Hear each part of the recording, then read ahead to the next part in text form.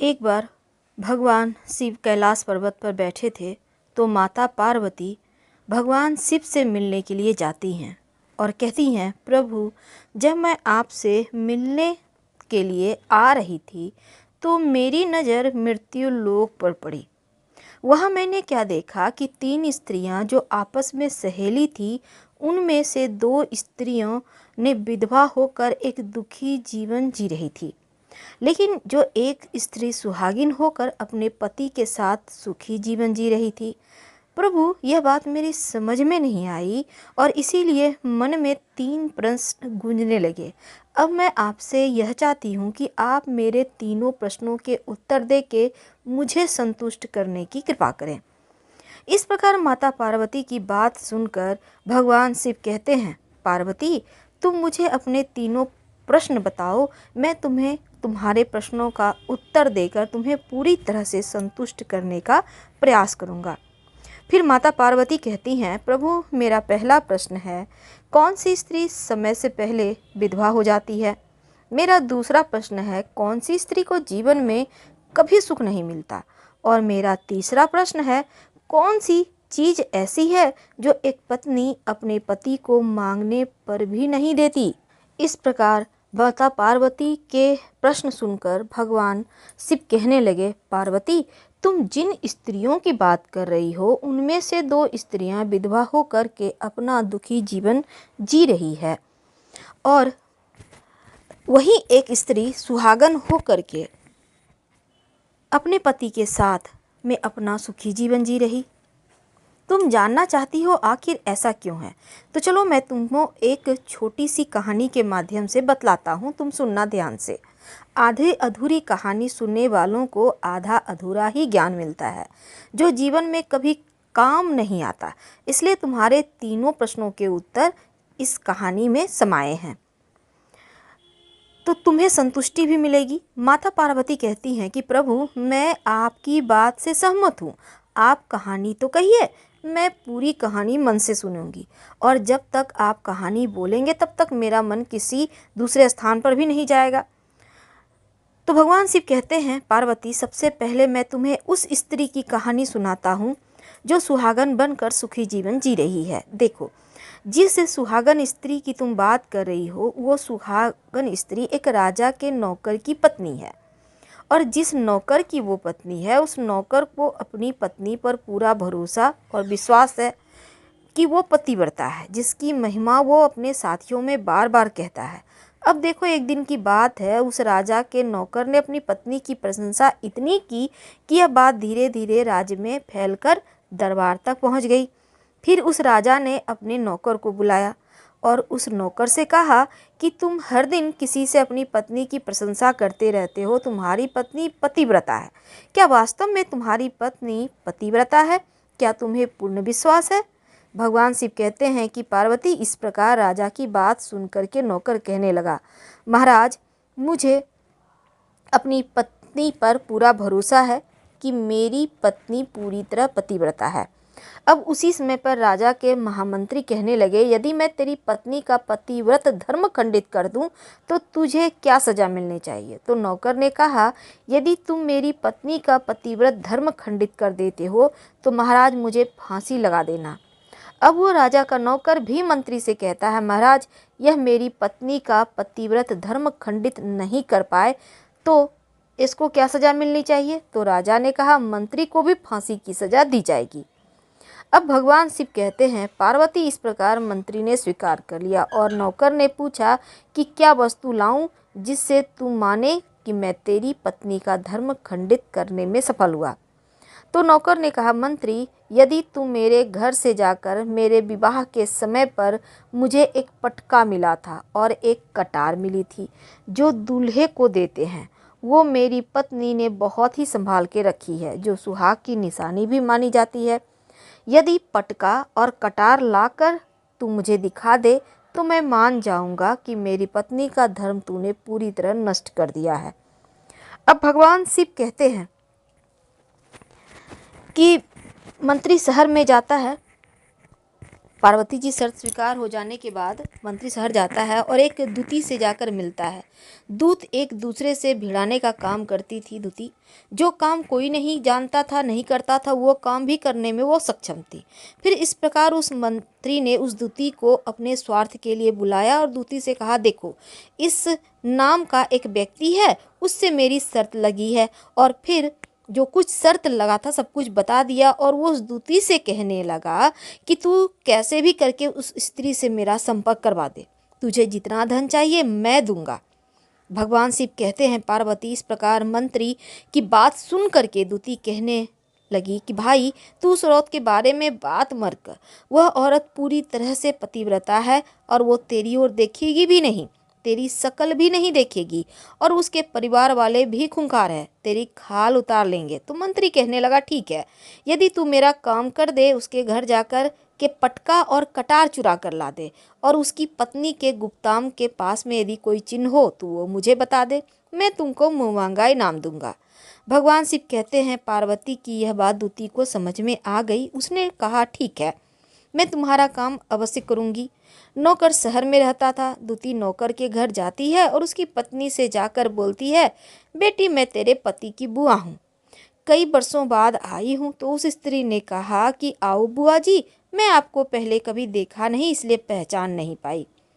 और इस प्रकार उस दूती को उस नौकर की पतिव्रता स्त्री ने बहुत बड़ा सम्मान दिया, मगर उसे क्या मालूम था कि यह उसके साथ में छल करने आई है। अब भगवान शिव कहते हैं, पार्वती इस प्रकार वो दूती उस पतिव्रता स्त्री के साथ में 2 दिन तक रुकी। जिस समय वो स्त्री स्नान करने लगी तो दूती उठकर उसके पतिव्रता स्त्री की कमर मलने लगी और उस पतिव्रता स्त्री ने बहुत मना किया, फिर भी वो दूती नहीं मानी और कहने लगी, मुझे तो बेटी से भी प्यारी लगती हो, तुम मना मत करो, काफ़ी दिनों के बाद में तुम्हारी मुलाकात पहली बार हुई है। अब ऐसा कहकर वो दूती मुंह पर हाथ फेरने लगी। फिर आँखों को धोने के बहाने उस दूती ने उस पतिव्रता स्त्री की आँखों में पानी मार दिया और उस स्त्री की आँखें बंद हो गई। इस प्रकार गुप्ताम के पास जांग पर उस स्त्री के एक तिल था जो उस दूती ने देख लिया, बस उसका काम बन गया। उधर स्नान करने के बाद जब वो पतिव्रता स्त्री रसोई में खाना बनाने गई तो दूती को मौका मिल गया और उसने पटका और कटार उस नौकर के घर से चुरा लिए और वहाँ से चुपके से भाग गई। और जाकर के दूती ने वह पटका कटार मंत्री को दिया और उस पतिव्रता स्त्री के जांग पर तिल के निशान भी बता दिए। अब भगवान शिव कहते हैं, पार्वती फिर वो मंत्री पटका और कटार लेकर सीधा राजा के दरबार में पहुंचा और राजा से जाकर कहा, महाराज मैंने नौकर की पत्नी के पास में 2 दिन बिताए और यह पटका कटार उसी के हाथों से लेकर आया हूँ। फिर तो राजा ने दरबार लगाया, नौकर को बुलाया तथा महामंत्री से सभा में पटका कटार नौकर को दिखाने के लिए कहा। फिर राजा की आज्ञा पाकर मंत्री ने उस नौकर को पटका और कटार दिखाई और उसकी पत्नी की जांघ पर तिल है ये भी बताया। तो नौकर मान गया कि वास्तव में आज मेरी पत्नी ने अपना पतिव्रत धर्म पूरी तरह से भंग करवा लिया। भगवान शिव कहते हैं, पार्वती फिर तो राजा ने फांसी का दिन 15 दिन के बाद रख दिया और कहा कि नौकर को 15 दिन के बाद फांसी पर चढ़ाया जाएगा। इस प्रकार नौकर से उसकी अंतिम इच्छा पूछी तो नौकर ने कहा, मैं अपने पत्नी से अंतिम बार मिलना चाहता हूँ। भगवान शिव कहते हैं, पार्वती इस प्रकार राजा ने उस नौकर को आज्ञा दे दी कि ठीक है, तुम अपनी पत्नी से मिल सकते हो। फिर नौकर अपने घर आ गया। अपनी पत्नी से कहा कि तुमने मेरे साथ में बहुत बड़ा धोखा किया है, मैंने तुम्हारे ऊपर विश्वास किया और मंत्री से ऐसी शर्त लगाई थी कि राजा के दरबार में राजा के सामने मैंने कहा था कि मेरी पत्नी का पतिव्रत धर्म कोई नष्ट कर दे तो मुझे फांसी लगा देना। अब मुझे 15 दिन के बाद फांसी लगा दी जाएगी। मेरे साथ विश्वासघात करके तुमने ठीक नहीं किया। भगवान शिव कहते हैं कि पार्वती उस पतिव्रता स्त्री ने अपने नौकर पति को सारी बात बताई, मगर उसे विश्वास नहीं हुआ और पुनः वो राजा के दरबार में पहुंचा। फिर उसे कैद में डलवा दिया गया। अब उधर नौकर की जो पतिव्रता पत्नी थी, महात्मा की याद आई और राजा के दरबार में चली गई। अब राजा से नाच दिखाने की आज्ञा मांगी। भगवान शिव कहते हैं, पार्वती, उधर नौकर की पतिव्रता पत्नी ने परमात्मा को याद किया और अपना भेष बदलकर राजा के दरबार में गई और राजा से नाच दिखाने की आज्ञा मांगने के बाद क्योंकि स्त्री बहुत सुंदर थी और उधर राजा भी शौकीन थे, तो राजा ने आज्ञा दे दी कि सभी मंत्री संतरी आदि उपस्थित होकर इस सुंदरी का नाच करवाने की पूरी व्यवस्था करें। अब भगवान शिव कहते हैं कि पार्वती, फिर तो सब मंत्री, महामंत्री, राजा आदि दरबार में आ गए और उस नौकर की पत्नी ने जब नाचना शुरू किया तो राजा को उस स्त्री का नाच बहुत ही सुंदर लगा। फिर राजा ने कहा, तुम मुझसे क्या मांगना चाहती हो? जो भी मांगोगी मैं तुम्हें वही दूंगा। अब भगवान शिव कहते हैं, पार्वती, उस नौकर की पतिव्रता स्त्री ने कहा, महाराज, आपकी सभा में मेरा चोर है जिसने मेरे रुपए लिए थे मगर आज तक वापस नहीं दिए, उसे फांसी की सजा दें। अब राजा ने कहा, ठीक है, बताओ मेरे दरबार में तुम्हारा चोर कौन है, उसका नाम क्या है, उसको फांसी की सजा अवश्य दूंगा। भगवान शिव कहते हैं, पार्वती, फिर उस नौकर की पतिव्रता स्त्री ने कहा, महाराज, आपका मंत्री मेरा चोर है, आप उसको फांसी की सजा दे दीजिए। अब उधर जैसे ही मंत्री ने यह सुना कि यह सुंदरी मुझे अपना चोर बता रही है, तो मंत्री कहने लगा कि महाराज, मैं कसम खाकर कहता हूँ, कभी कुछ भी नहीं चुराया मैंने इसको कभी आज तक देखा ही नहीं, तो मैं इसका चोरी कैसे कर सकता हूँ? मैंने आज तक इसकी शक्ल भी नहीं देखी। अब भगवान शिव कहते हैं, पार्वती, जैसे ही मंत्री ने कहा कि मैंने सुंदरी की शक्ल आज तक नहीं देखी, तो वो सुंदरी कहने लगी कि महाराज, यदि यह मंत्री मुझे जानता नहीं है, आप इससे ये पूछिए कि यह पटका कटार कहाँ से ले आया। मैं उस नौकर की पत्नी हूँ जो आपके यहाँ नौकरी करता है और आप मेरे निर्दोष पति को फांसी पर चढ़ाने वाले हैं। अब मैं आपको पूरी कहानी सुनाती हूँ। ये जो आपका मंत्री है, इसने मेरे पास में अपनी एक दूती को भेजकर मेरी जांघ का तिल का पता लगाया और उसने ही यह पटका कटार चुरा करके इसको लाकर दे दी। और आपके मंत्री के द्वारा भेजी गई दूती अब मेरे घर पर आई थी, तो उसने कहा था कि वह मेरे पति की बुआ है और वो पहली बार आई थी, इसलिए मैं उसको पहचान न सकी। और महाराज, इस प्रकार मैंने उस स्त्री को अपने यहाँ पर बड़ा सम्मान दिया और अपने यहाँ पर ठहरने की व्यवस्था की। अब उस नौकर की पतिव्रता स्त्री की बात सुनकर के राजा ने दूती को बुलाया और फिर उस दूती ने राजा को सारी सच्चाई बता दी। फिर राजा ने उस नौकर को छोड़ दिया और मंत्री को फांसी पर चढ़ा दिया। भगवान शिव कहते हैं, पार्वती, इस प्रकार उस नौकर की पतिव्रता स्त्री ने अंत में राजा से कहा कि महाराज, मैं अपने पति से बहुत प्यार करती हूँ, मैं एक चरित्रवान स्त्री हूँ, कभी भी अपने पति का नाम तक अपने मुंह से नहीं लेती हूँ। अब भगवान शिव कहते हैं, पार्वती, मेरी कहानी पूरी हुई, अब तुम अपने तीनों प्रश्नों के उत्तर सुनो। तुम्हारा पहला प्रश्न था कि कौन सी स्त्री समय से पहले विधवा हो जाती है। जो स्त्रियां अपने पति का नाम लेती है वो समय से पहले ही विधवा हो जाती है, क्योंकि पति का नाम लेने से पति की उम्र कम होती जाती है और समय से पहले उसके पति की मृत्यु होती है। ऐसी स्त्रियां जो अपने पति का नाम लेती है वह समय से पहले ही विधवा होकर दुखी जीवन जीती है।